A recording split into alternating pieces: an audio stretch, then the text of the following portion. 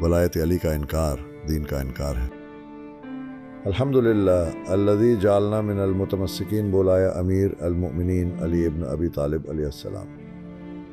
حضرت امام محمد باقر علیہ السلام فرماتے ہیں، بے شک علی کا دشمن دنیا سے نہیں نکلے گا جب تک کہ وہ جہنم کے کھولتے ہوئے گرم پانی کا گھونٹ نہ پی لے۔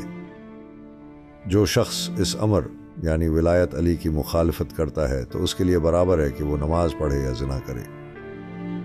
قرآن کریم میں ارشاد ہے، انما ولیکم اللہ ورسولہ والذین آمنوا الذین یقیمون الصلاۃ ویؤتون الزکاۃ وہم راکعون۔ اس سے معلوم ہوتا ہے کہ اللہ نے علی کو اپنی ولایت کا مظہر بنایا۔ اللہ تعالی بعض گناہگاروں کو آخرت کے لیے چھوڑ دیتا ہے، لیکن دشمن علی کو دنیا ہی میں گرفت کرتا ہے۔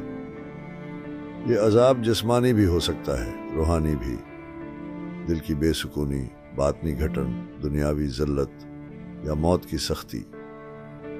قرآن کریم میں بارہا دوزخی پانی کا ذکر آیا ہے، وَسُقْوَا مَاءً حَمِيمًا فَقَطَّعَ أَمْعَاءَهُمْ۔ دوزخی پانی کا ذکر قرآن کریم میں بارہا آیا ہے، جہاں اس کی شدت اور خطرناکی کو بیان کیا گیا ہے، اور ان کو کھولتا ہوا پانی پلایا جائے گا جو ان کی آنتوں کو کاٹ دے گا۔ یہی کیفیت دشمن علی کے لیے دنیا میں ہی مقدر کر دی گئی۔ امام فرماتے ہیں کہ جس نے اس امر ولایت علی کی مخالفت کی وہ ایسا ہے جیسے اس نے نماز کو ترک کر کے زنا کیا۔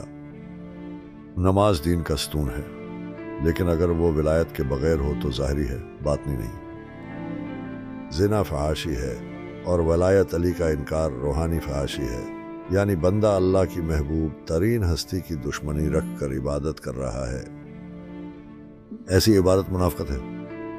امام صادق سے روایت ہے، جو اپنے امام کو نہ پہچانے وہ جاہلیت کی موت مرتا ہے۔ تو اگر کوئی ولایت علی کا انکار کرے گویا وہ دین کی اصل سے محروم ہے۔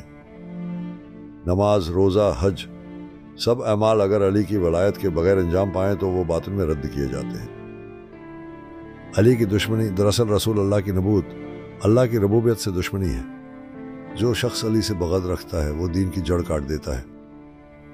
اس لیے مومنو، اپنی عبادات کو روح عطا کرو علی کی ولایت سے۔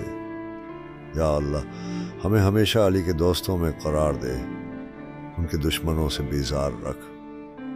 یا رب، جو ولایت علی کے دشمن ہیں انہیں دنیا و آخرت میں رسوا کر۔ یا اللہ، ہمیں علی کی محبت پر زندہ رکھ، علی کی محبت پر موت دے۔ اللہم ثبتنا علی ولایت امیر المؤمنین علی بن ابی طالب علیہ السلام۔